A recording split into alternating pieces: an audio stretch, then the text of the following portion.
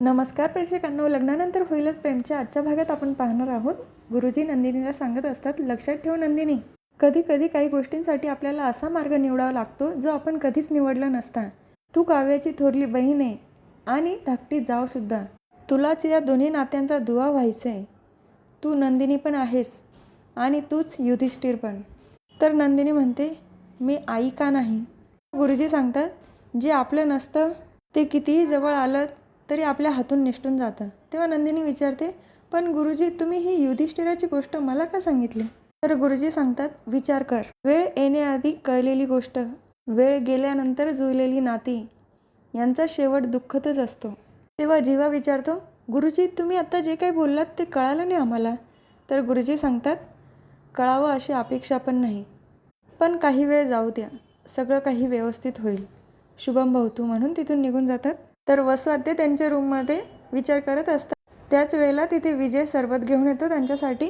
वसुआद्य त्याला विचारतात, कोण आहात तुम्ही. तेव्हा विजय सांगतो, मी विजय अतकरी. तर वसुआद्य म्हणतात, काय विजय अतकरी. विजय सांगतो, अहो आई, मी चेष्टा करत होतो.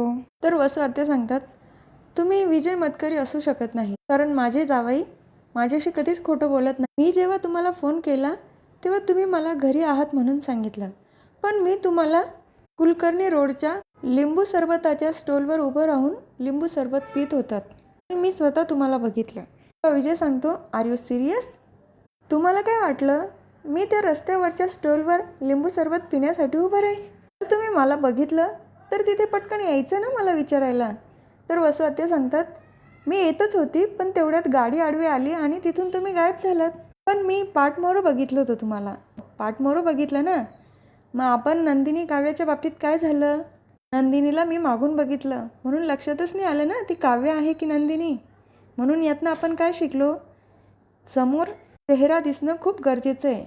तेव्हा वसुआद्य सांगतात, अहो सॉरी हं विजयराव, चुकलंच माझं. तुम्ही म्हणता ते बरोबर आहे, चेहरा बघणं महत्त्वाचं आहे. तेव्हा विजय त्याने आणलेलं सरबत वसुआद्यांना देतो. आता माझी या खटल्यातनं निर्दोष मुक्तता झाली का 7 वर्षाचा कारावास, खडीफोड वगैरे असं काही करावं लागेल. तेव्हा वसुआद्य हसतात, अहो विजयराव असं काय म्हणतात तुम्ही. सरबत पिऊन बघतात, सरबत छान झालं आहे विजयराव, शरबत आहे जन्नत. तेव्हा विजय मनातच विचार करतो, आता यावेळेला चुकलास विजय, पुन्हा अशी चूक करू नको. तर पार्थच्या ऑफिसमध्ये दिव्या दरवाजाच्या खालून रेजिग्नेशन लेटर देते. पार्थ उचलतो आणि तिला फोन करून मध्ये बोलवतो, हे काय आहे. तेव्हा दिव्या सांगते, तुम्ही बोलला होतात ना सर, तुम्हाला माझं रेजिग्नेशन लेटर पाहिजे, तेच हे. तर पार्थ म्हणतो, ठीक आहे मी घ्यायला तयार आहे, पण दुपारी काय झालं होतं. तर दिव्या हळू आवाजात बोलते, दुपारीच विचारायचं ना, एवढी बडबड केली. पार्थ म्हणतो, दुपारचा विषय घेऊ नका, नाहीतर मी खरंच काढून टाकेल तुम्हाला. दुपारी काय झालं ते सांगा. तेव्हा दिव्या सांगते, मी ज्या घरात राहते ना तिथला नळ चालू राहून गेला आणि सगळीकडे पाणी पाणी झालं. तिथल्या शेजारच्या माणसाचा फोन आला होता आणि माझा रॉबिन घरामध्ये अडकला होता. हो, मी काहीच विचार केला नाही आणि धावतच गेली, त्यामुळे हे सगळं राहून गेलं. मला माहिती नव्हतं एवढा उशीर होईल मला, आणि क्लायंट पण लवकर आले, त्यामुळे सगळा गोंधळ झाला. तेव्हा पार्थ सांगतो, कोण चुकीचं कोण बरोबर याचा विचार न करता उद्या सकाळी 9 वाजेच्या आत ऑफिसला यायचं, ठीक आहे. कुठली खायची प्यायची वस्तू आणायची नाही. तेव्हा दिव्या पण सांगते, ठीक आहे सर, म्हणजे तुम्ही मला जॉबवरून नाही ना काढत आहात. ठीक आहे सर, मी उद्या लवकर येईल. तर जीवा त्याच्या रूममध्ये बसलेला असतो आणि त्याचे डोळे पाणावलेले असतात. तिथे नंदिनी येते, तुम्हाला पाळणा आठवतोय का. तर जीवा सांगतो, आठवतं तर सगळंच आहे, पण मी नाही जाणार बघायला. तेव्हा नंदिनी सांगते, तुम्हाला जर रडावंसं वाटलं ना तर तुम्ही माझ्या कुशीत येऊन रडू शकतात. तेव्हा जीवा पण सांगतो, तुला पण रडावंसं वाटलं ना तर तू माझ्याजवळ येऊन रडू शकते. शावर खाली जाऊन उभं नाही राहायचं, आता सर्दी होईल. कारण आत्ता देखील नंदिनीने शावर खाली जाऊन ती रडली असणार आणि केस वगैरे ओले असतात, ती बाहेर येते तेव्हा, त्यामुळे जीवा बोलला असेल तिला. त्यानंतर तिला आरशासमोर घेऊन जातो, टॉवेलने केस पुसून हेअर ड्रायरने केस कोरडे करून देतो आणि टिकली लावलेली नसते. तेव्हा तो म्हणतो, काहीतरी मिसिंग आहे. तिथेच आरशाला एक टिकली असते, ती नंदिनीला लावून देतो. नंदिनी पोटावर हात ठेवते, काहीतरी खरंच मिसिंग आहे, पण उद्याचा रिपोर्ट येईल ना तेव्हा सगळं पॉझिटिव्ह घडेल.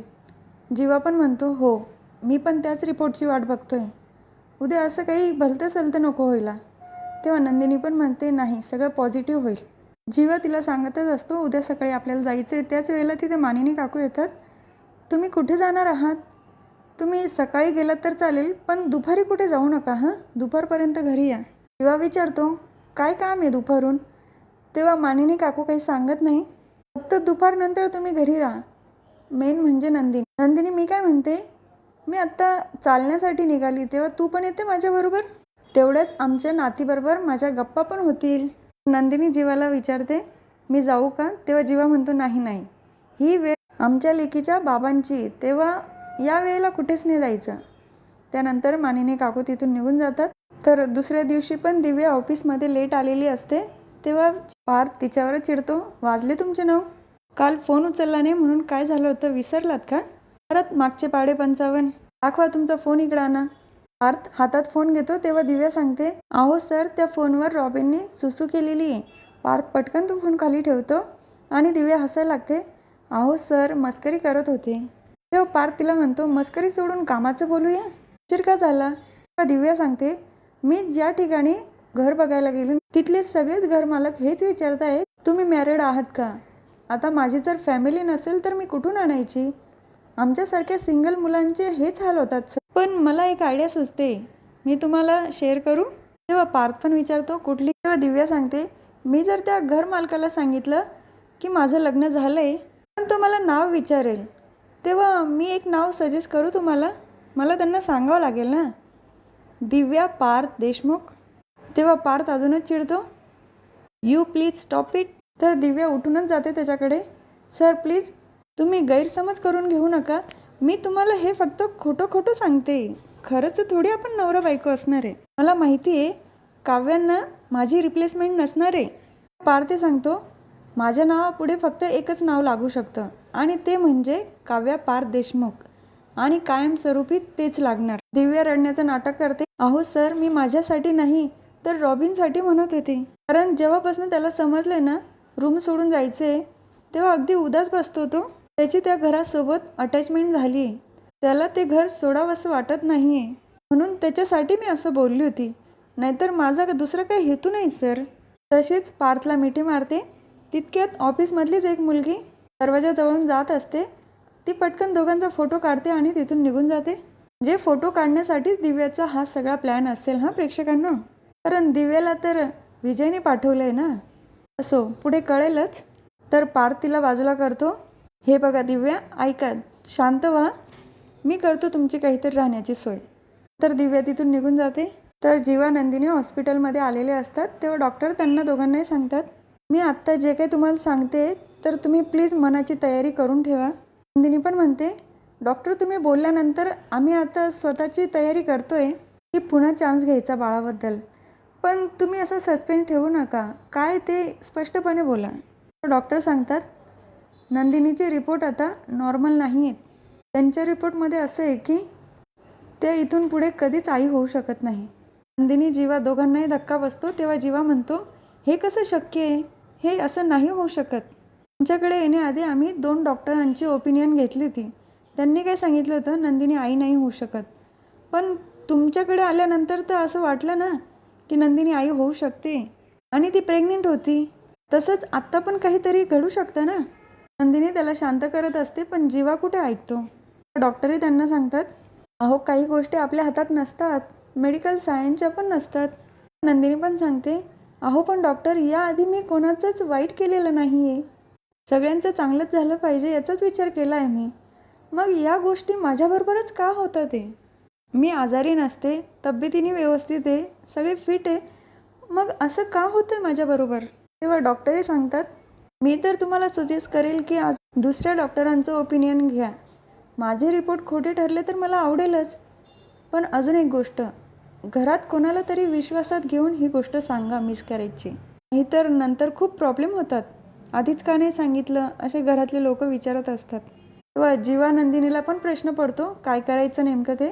तर हा भाग इथेच संपतो. पुढील भागात बघायला मिळतं की मानिनी काकू नंदिनी जीवाला म्हणत असतात अगं उद्या तुझी सोनोग्राफी आहे ना, तर मी पण येईल तुमच्यासोबत. दोघांनाही प्रश्न पडलेला असतो. हॉस्पिटलमध्ये तिघं पण आलेले दाखवले आणि सोनोग्राफी करण्यासाठी नंदिनी बेडवर झोपलेली आहे. तर उद्याच्या भागात कळेल नक्की काय होतं. यांनी डॉक्टरांना मॅनेज केलं की काय तेही कळेल.